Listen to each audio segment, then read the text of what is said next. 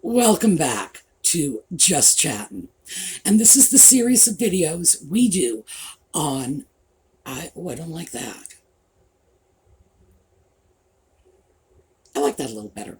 This is the series of videos we do on Thursday and Sunday evenings just for our own amusement. And obviously just for my lighting checks. My camera, for some reason, chooses its own lighting. So sometimes it'll turn a light on, sometimes it'll turn it off, and I haven't quite figured out how to make it stop doing that. I'm working on it. All right. Last week when we got together, we spoke about the bizarre story Nutmeg told on her podcast about the little Archie baby/doll heating element in his bedroom that he wasn't in caught fire. Dreadful, miserable, everybody's crying, weeping, wailing. Evil British royal family made them go out and face the world again after experiencing that dreadful trauma. Okay, I guess you know what I think of it at this point. As a passing reference in the video, I mentioned that I thought that was a miserably racist, colonialist, imperialist story, and I felt strongly, I still do, that if any white person ever said anything like that, they would be shredded by the media.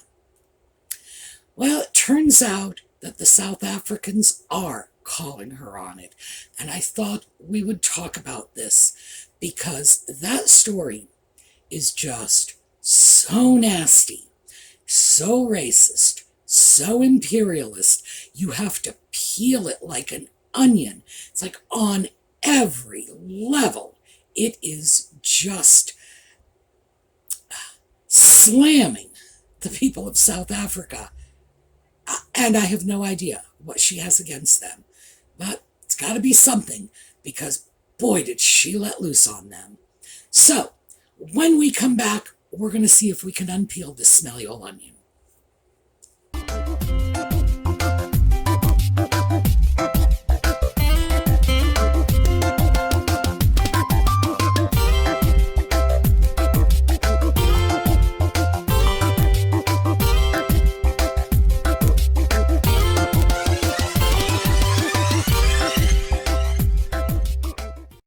So why don't we start with vote-sack?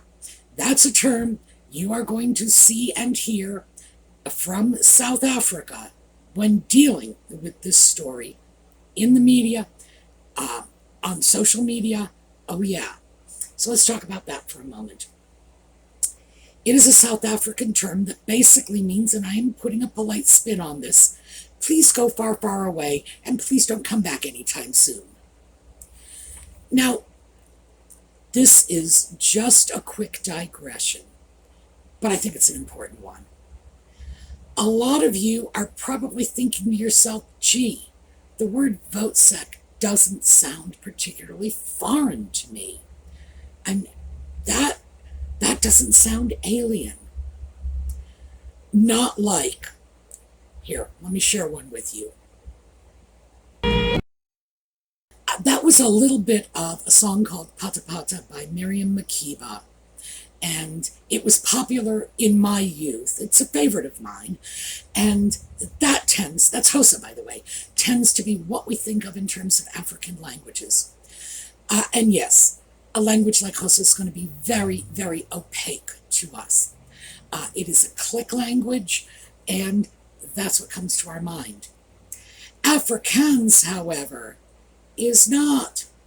Afrikaans comes from the same Proto-Germanic roots as English. And in fact, having come down from Dutch, which is a little closer to English than German is, we would probably have an easier time understanding Afrikaans than we would have understanding German.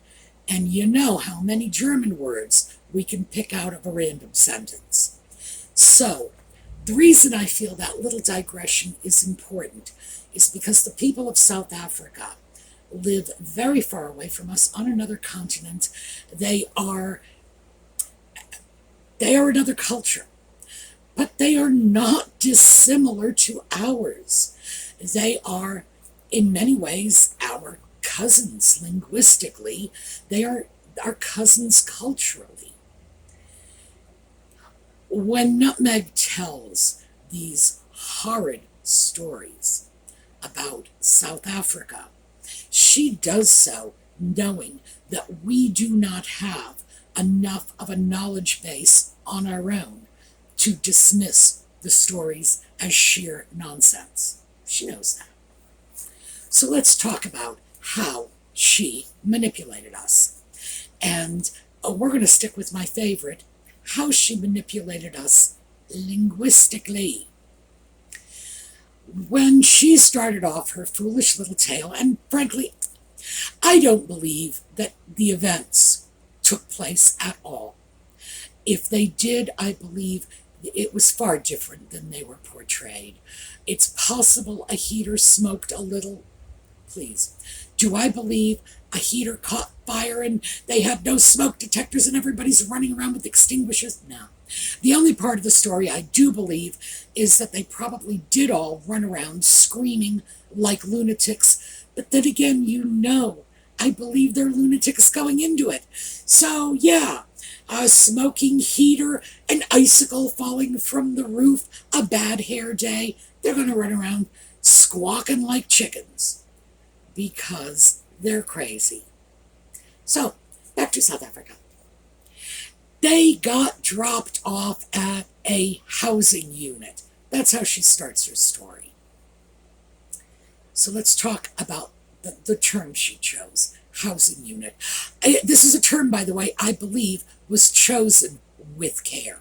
I do not think there was anything accidental about that choice. Housing unit is a term that's very specific to the U.S. Census and therefore other U.S. governmental agencies. It's one of those government speak terms that no one outside government circles ever uses. No one is ever going to come up to you and say, I would like to drop by your housing unit this afternoon. Because if they did, you would call the police or maybe the X-Files because, yeah, that's somebody who just landed from Pluto and someone needs to be made aware of that. A housing unit describes any place where people live, any domicile. It describes Buckingham Palace.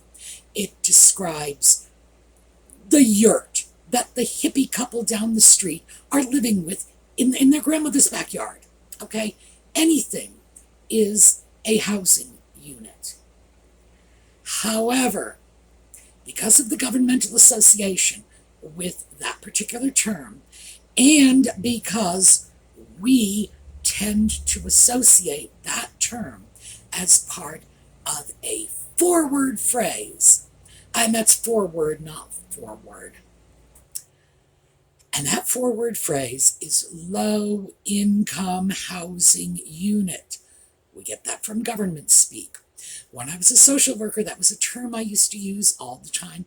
We abbreviated it LIHU, low-income housing unit. What it meant was the projects.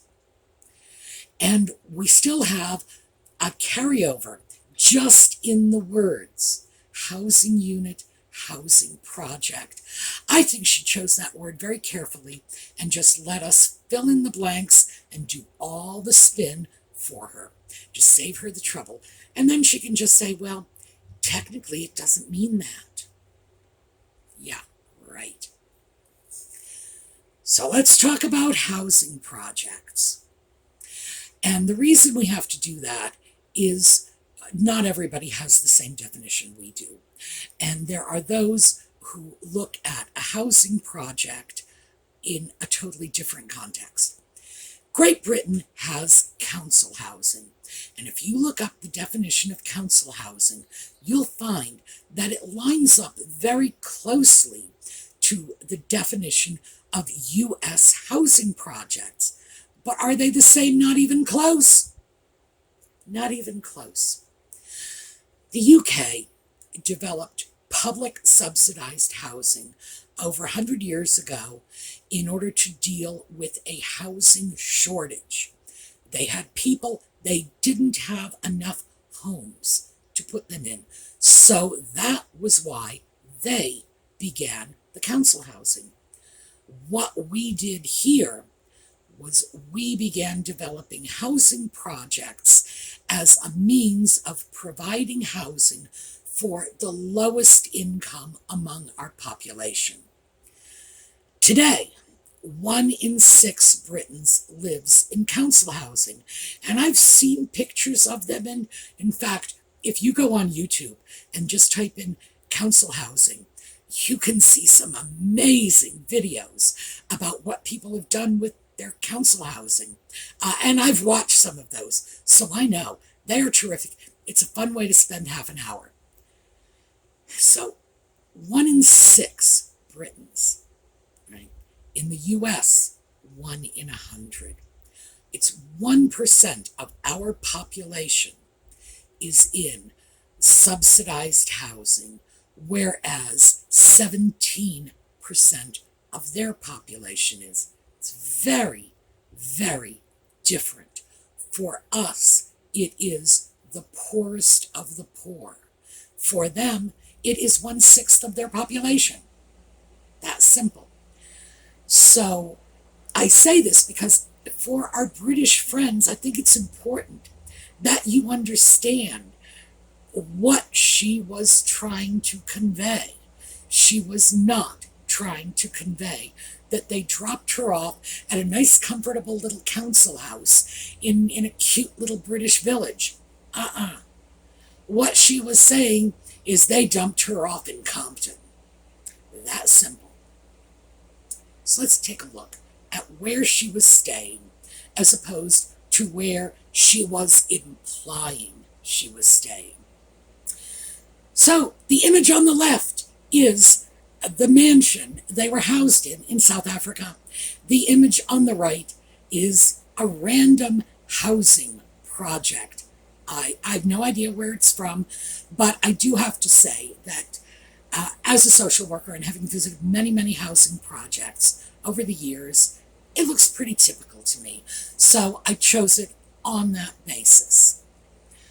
Yeah, I do believe that association that people were making between housing unit, low-income housing unit, housing project, yeah, I think that was intentional. So let's very quickly just take a look at South Africa. So here you go. This is a picture of Johannesburg. Does this really strike you as a place where they have to resort to faulty space heaters, where they have no smoke detectors, where people are just living on the edge of civilization? Because it sure doesn't strike me that way. However, that's not the impression she gave the rest of the world. And you have to know that a lot of people heard what she had to say. And a lot of people are walking away with this very erroneous impression of what South Africa is. So, that wasn't all. She went on to speak about their wonderful nanny, a Zimbabwean woman. And she just loved the fact that the nanny would tie the little putative child, the very white putative child, let's not lose sight of that, in a mud cloth and carry him on her back. Oh my God. So let's take a look at what that really is. Here we go. This As you can clearly see, this is a picture of an African woman with a baby slung across her back. This is the image Nutmeg was attempting to convey, which is degrading. It is suggesting that this is South Africa. It is nothing but the poorest of the poor, living as their ancestors did thousands of years ago. Oh my God, my God, my God. It's a very demeaning image. And this is the one she threw out there. Now, she said she loved this. She loved the fact that this woman, all I could think of when I heard that was, that is exactly the sort of thing Princess Michael of Kent would love. Oh yes, they're carrying the baby around on their back, just like normal people. It's an offensive image, and it's an especially offensive image about a modern country. I'm not saying there are not women in South Africa who carry their children like this. I assure you, there are women in the United States who carry around their children like this. It's not about the actual image. It's about what she was using that word picture to convey. She didn't have to say mud cloth. She could have said a piece of fabric, but no, she chose mud cloth. Seriously, it's every word she chose to describe this was geared to degrade the South African people and her experience in South Africa. I do have to say that when I pictured the Zimbabwean nanny carrying the Archie doll around in this mud cloth, this is the image that actually came into my mind. Yeah, oh my God, great white hunter being carted around by the lowly natives. Because you see, images like this cannot be viewed in a vacuum. They must be viewed in terms of the history of the racial conflicts and the abuses and the colonialism, etc., in that part of the world. Now, does this mean that I am saying, oh, we must be reliving this? No, of course not. It's just that it is so insensitive. It is unnecessarily insensitive. The many ways she could have described that include when we were dropped off at our lodgings. How easy is that? Yeah, but it doesn't have the impact of housing unit, does it? The nanny carried the baby around in a sling. Oh, but that's not a mud cloth. It doesn't smack of abject poverty, of living in the 12th century. It doesn't resonate the same way a word, or a phrase actually, like mudcloth does. So do I think this was intentional? Abso-freaking-lutely. I have to say, I'm deeply sorry to all the South African people, deeply, deeply sorry that any American, even though I don't want to own her actions, that any American was so disrespectful having been a guest in your country. Ugh, that just, boy, that doesn't sit well with me. I am so glad the people of South Africa are not taking this lying down. I am. Because they have a beautiful country. I have never been to their country. I have seen pictures, though, and it's a beautiful country. And it is by no means the third world hellhole Nutmeg was portraying it to be. These are not ignorant barbarians who would treat a visiting member of the British royal family on an officially sponsored visit in a way that didn't reflect the regard they have for the royal family. I don't even understand how anyone could possibly believe that any of this happened, because all you have to do is start to peel that story apart, and you can clearly see it doesn't hold water at all. None of it holds water. And Nutmeg, in order to create this pity party for herself, threw an entire country under the bus. God, shame on her. So anyway, this is why I believed, still do believe, that it was a racist, imperialist story she told that was deeply offensive to the South African people. Gosh, I am so sorry they had to suffer through that. But she does this to everyone. This woman does not care who she abuses. She just doesn't. Even people who were kind to her, even people, she was declaring her brotherhood, sisterhood with, as obviously she was figuring out a way to use that for her own personal advancement. God, what can you say? All right, let's just clean up a few other little pieces before we go. Yes, I have heard that H.G. Tudor's channel was shut down.